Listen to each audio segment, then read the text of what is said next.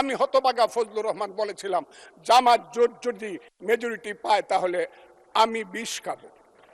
তারা বলেছিল কোন মুক্তিযুদ্ধ হয় না, ৪৭-এ যুদ্ধ হয়েছে, আর ২৪-এ যুদ্ধ হয়েছে, আর ৭১-এ গন্ডগোল হয়েছে।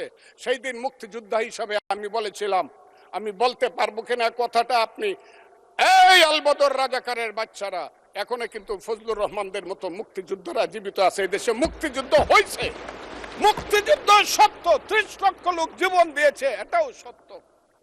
এই যুদ্ধের মধ্য দিয়েই আমরা সেদিন তাদের সঙ্গে যুদ্ধ করেছি।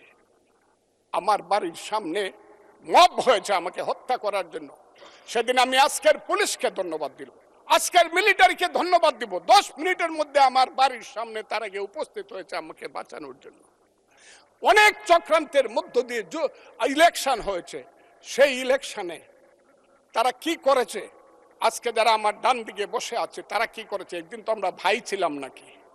তারা যা করেছে সেটা কল্পনা করার মতো না। যত চক্রান্ত করেছে, সেই চক্রান্তের ভিতর দিয়ে যখন তারা প্রচার করতে শুরু করলো তারা বাংলায় 2/3 মেজরিটি পেয়ে তারা পাস করবে।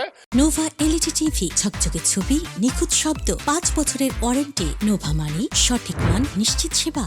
আমি হতভাগা ফজলুর রহমান বলেছিলাম, জামাত জোট যদি মেজরিটি পায় তাহলে আমি বিষ খাবো। এই কথাটা আমি বলেছিলাম, আমি বিষ খাবো। হ্যাঁ, কথাটা সত্য, আমি বলে যাচ্ছি।